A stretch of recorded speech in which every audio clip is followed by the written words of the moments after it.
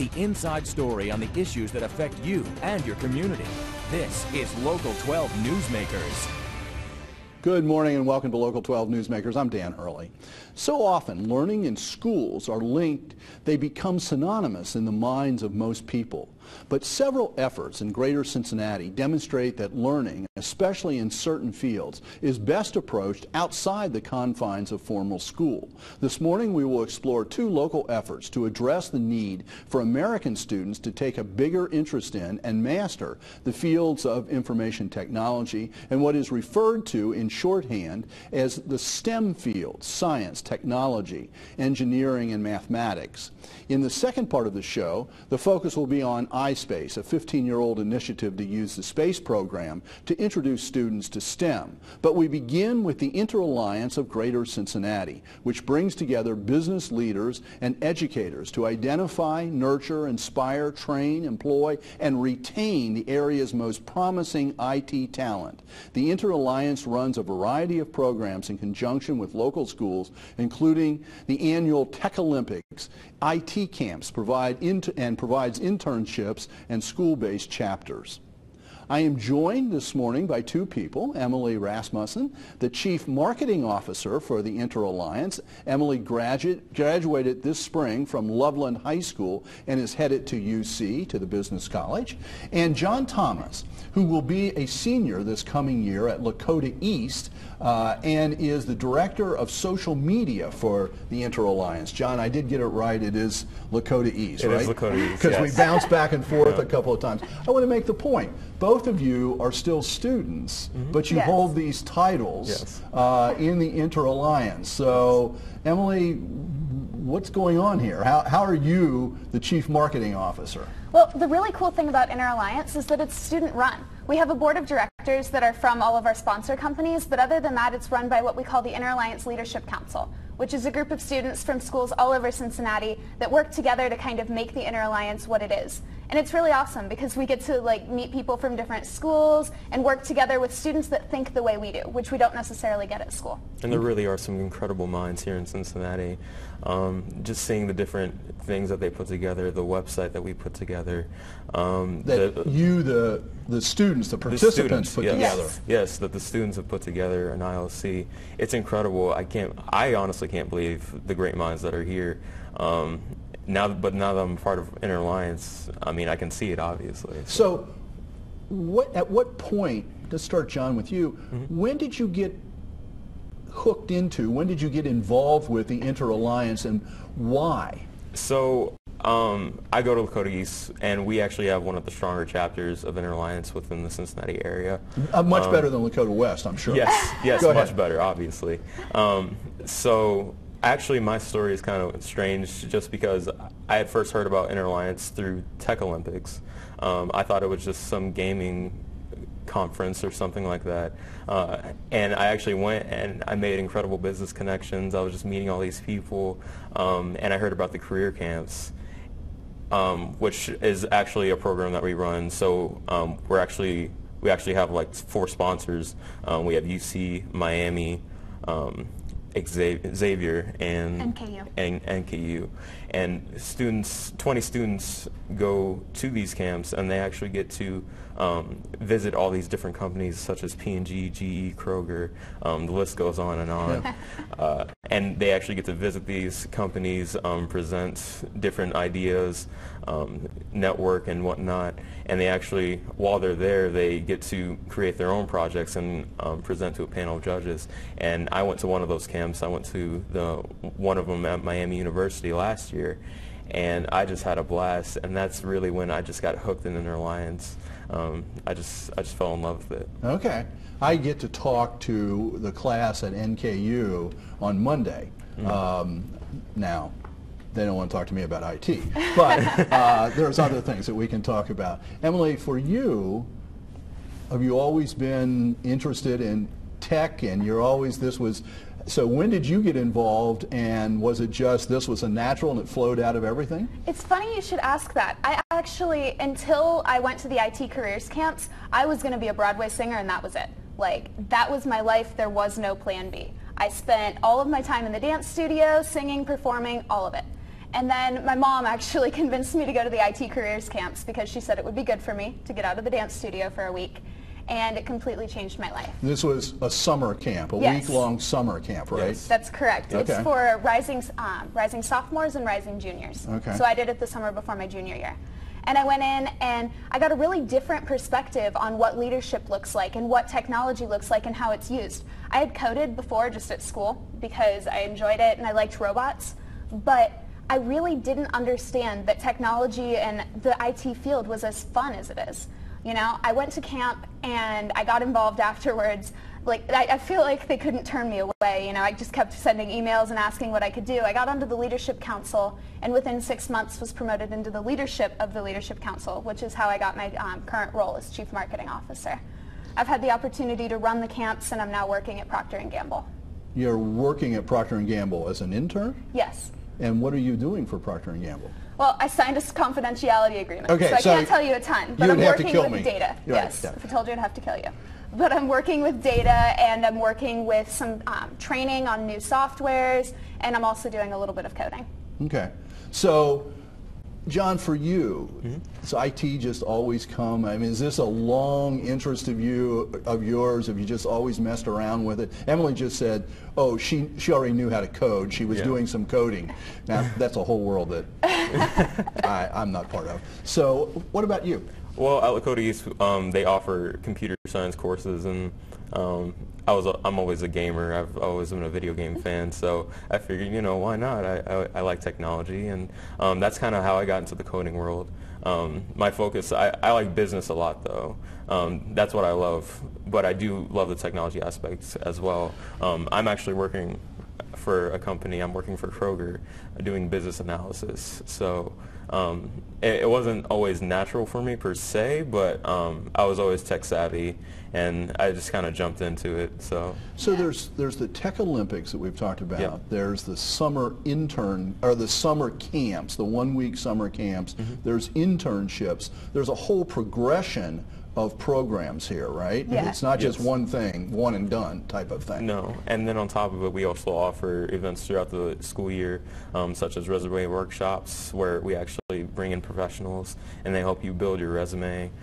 We also have IT academies where we actually come in and they teach you a whole new coding language. I went to probably like 2 or 3 of them, and I know Java now and Android application programming. Yeah, and John and I are both very fortunate. We go to schools that have good computer science programs. A lot of the schools in the area don't have that, which is one of the things that Interalliance is trying to address. So that's why we have the IT academies and programs like that, so that students who may not have that opportunity in the classroom can come and learn.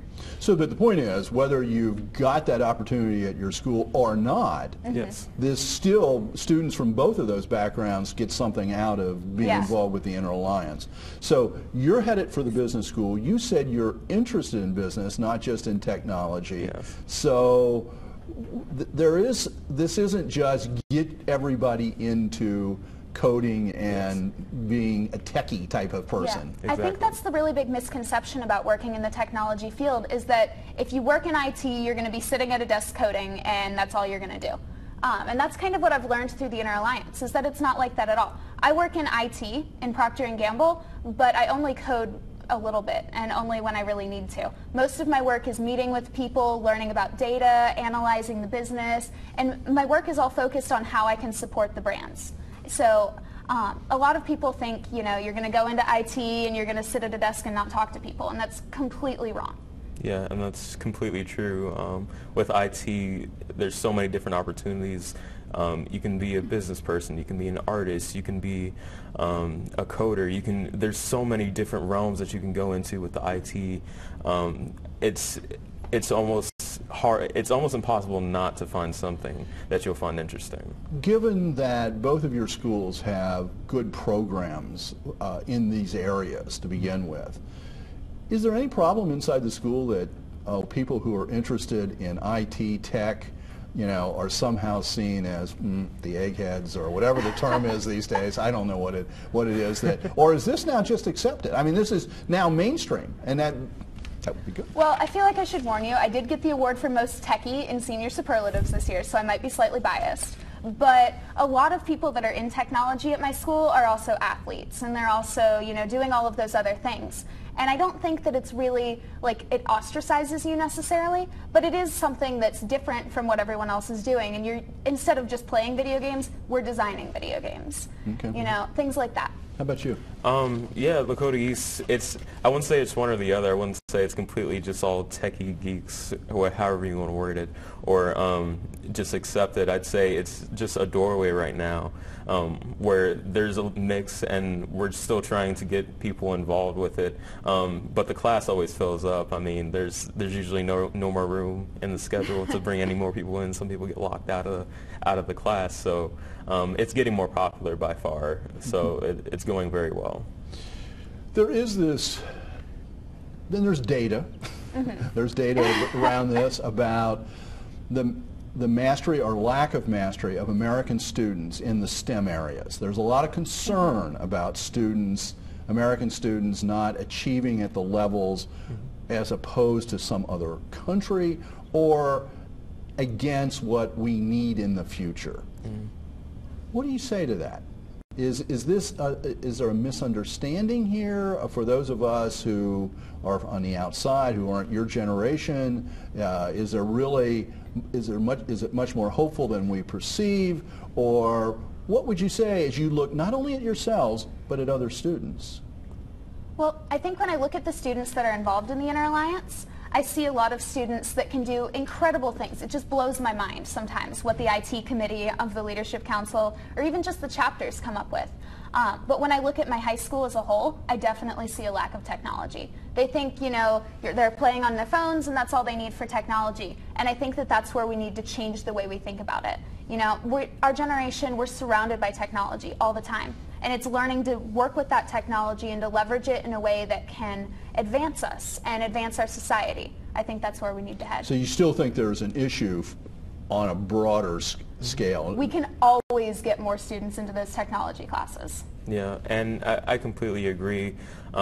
There's so much potential with the IT and with the future going into that, but it's not going to be easy. Nothing successful is. So you really just have to work for it, and I think that's where we are now. We just have to really kick it into the next gear and really just get more people involved in this, in the IT field, and really get them excited and really just show them the different opportunities that are there, because they're there. We just have to show them. John, what do you imagine for yourself? Not in college, not a major, but what do you imagine for yourself in terms of what you ultimately do, either in a work setting or just as you put together your total life? How do you sort of dream about that at this point? Honestly, through the connections that I've made with Inner Alliance, I don't have a direct plan, but I do know I have jobs waiting for me outside of college and just later in life.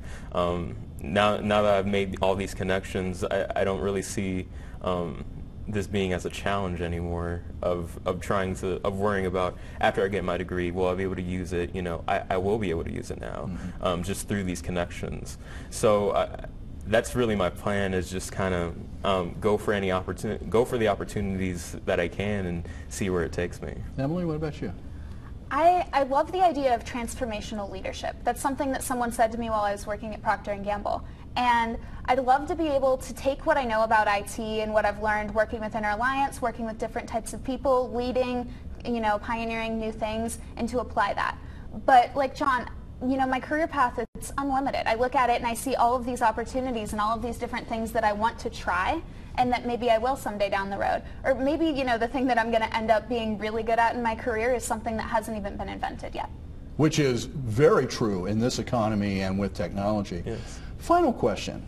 The whole idea that a lot of people have that if you're going to be in these fields, you got to go to Silicon Valley, you got to go to Austin, you got to go to Boston. What's your view on that?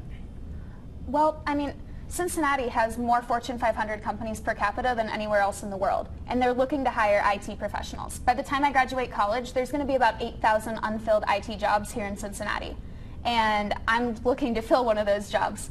You know, I think that if you really commit and find a place that you like to be, which for me is Cincinnati, fortunately, and go to school there, get the connections there, and go to work there, that it doesn't matter where you go.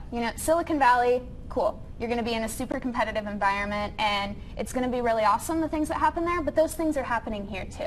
And I think that's what a lot of people miss. John, how do you think about that? I completely agree. There's so much opportunity in Cincinnati, and that's what I've realized through being with the Inner Alliance is just there's so much potential that's just waiting here. The potential is in Silicon Valley and other places, but there's so much here. And if we just stay here and just dive into it, I mean, the possibilities are endless. And I think the part of that is what Emily was just saying too, that people think too narrowly about what these kinds of fields, who's going to hire them and what they are. Exactly. And are much more flexible than that. Yeah. Thank you very much for being here this morning. Good luck next year at UC, Thank you.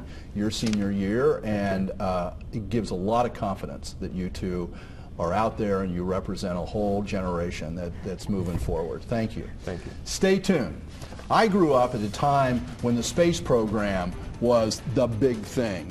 And with the flyby of Pluto this week, just brings it all back. When we return, a local program that uses the space to open academic and career opportunities for young people.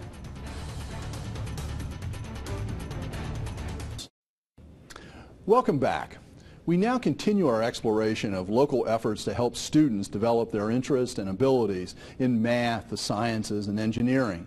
Since the 1960s, the exploration of space has inspired many Americans to pursue careers in science and engineering. But for many, those careers seem forbidding and undervalued. For the last 15 years, iSpace has utilized the fascination with space to encourage young people to pursue their interests. I am joined now by Linda Neenan, who is the founder and executive director of iSpace. Ms. Neenan was named an Inquirer Woman of the Year earlier this year, and Ann McAlister, who is the former iSpace participant. Ms. McAlister graduated in 2014 as a salutatorian of Lakota East High School. This fall, she will begin her sophomore year at Ohio State as a chemical engineering student. Welcome to both of you. Linda, welcome back. Thank you so much for having us. And there's a very interesting, as I read your bio and her situation, what were you told as a high school student when you suggested a career path to your counselor? My counselor told me I was a girl and I wasn't allowed to be an engineer. And that spurred me forward to make sure people like Ann have that opportunity. And Ann at Ohio State in engineering, you're in chemical engineering, but what's the status of women these days in engineering, in the university level, people who are now studying? There's certainly more boys than girls, but women are still respected in classes, treated the same, I would say.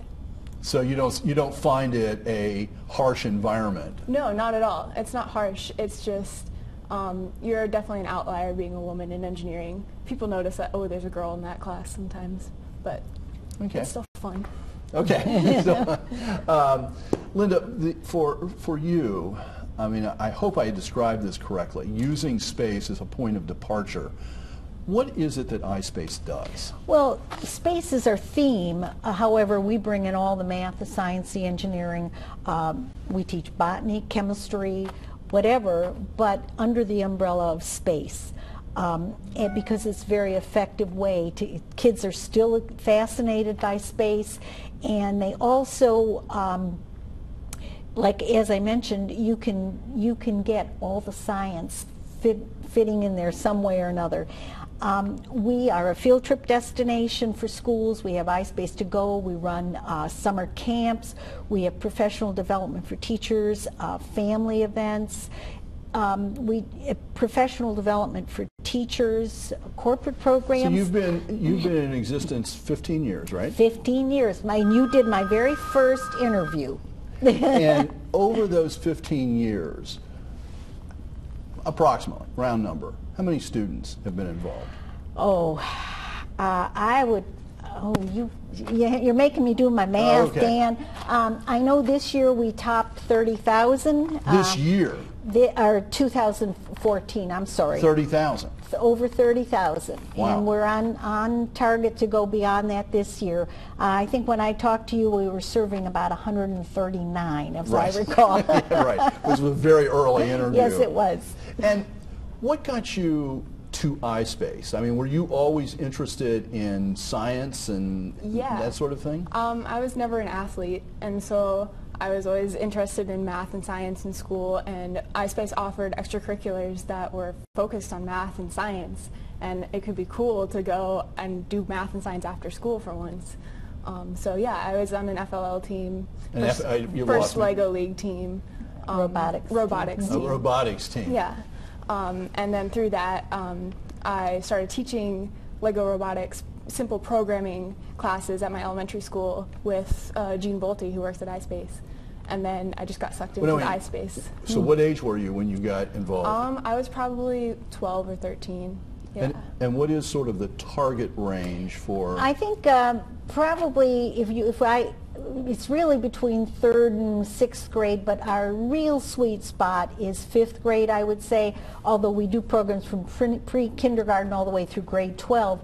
But 5th grade is kind of critical because it's, especially for girls, you can make or break an engineer in 5th grade. And so we do everything possible to make sure we're making an environment. There's a lot of parents out there listening. Yes.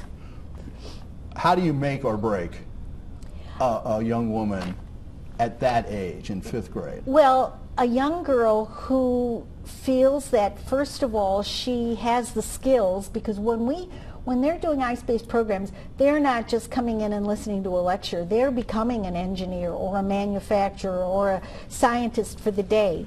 And they are doing what a real engineer would do, or a real scientist. And the fact that our programs are structured so they're challenging, but they're also going to be sure that the student is successful. And especially with a girl, the confidence she gains by being successful in a STEM role is critical. How did you see that playing out, not only for yourself, but for young women who you were going through school with? I see a lot of girls who think, oh, math isn't for girls or science isn't for girls. I don't have to be good at this. And I was fortunate enough that it came easily to me, and so I was good at it. And then through programs like iSpace, I was able to see that I was just as good at science and math as all these boys, and I could become an engineer. And so definitely at Ohio State now, I can keep up with all these boys, and I have the confidence to. She probably surpasses a lot of them too. So, she's being modest. But for your generation, you're digital natives. You grew up with computers, with iPhones, with whatever. So is some of this sort of fear of IT technology reduced, and is there therefore an opportunity for us as a society to get more and more people focused on this? Even in my high school and at college, I see computer science classes are mostly boys. There's very few girls who choose to take computer science classes. So it's an opportunity, but I don't see many girls taking it right now. But back at iSpace, where you're bringing students in the middle years of elementary, what's your mix between men, girls and boys at that stage? Well, because we serve a lot of schools, it's pretty evenly distributed. Where we do see the inequity is, or the imbalance, I should say, is in programs that are self-select. For example, our summer camps are going on right now, and we get over 600 campers.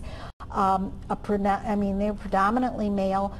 What we do to bring in the girls is we bring in the biological sciences, we bring in the art, that are all connected to STEM, and that sucks them in. It's a way to get girls to say, I can do this, and after that they don't need the girly lures. They can actually say, okay, now I'm ready for a bigger challenge. So some of that is expanding STEM to STEAM and bringing in the arts. Yes. And relating it to the more technical areas as well. And but as soon as they master it, they don't care. I want to make sure that people know how to get in touch with iSpace. And if we can bring up that full screen, there is a website, of course, at iSpaceScience.org, or you can email at info@iSpaceScience.org, or call the office, 513-612-5786.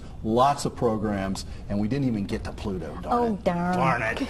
We'll get there. It Alice only takes... Bowman, the director, was a woman, too. I wanted to be able to get that in. You just did. Thank you for making Newsmakers a part of your Sunday morning. Join us again next week to meet the men, the women, and the young people working to shape our region for a better future. Have a good week.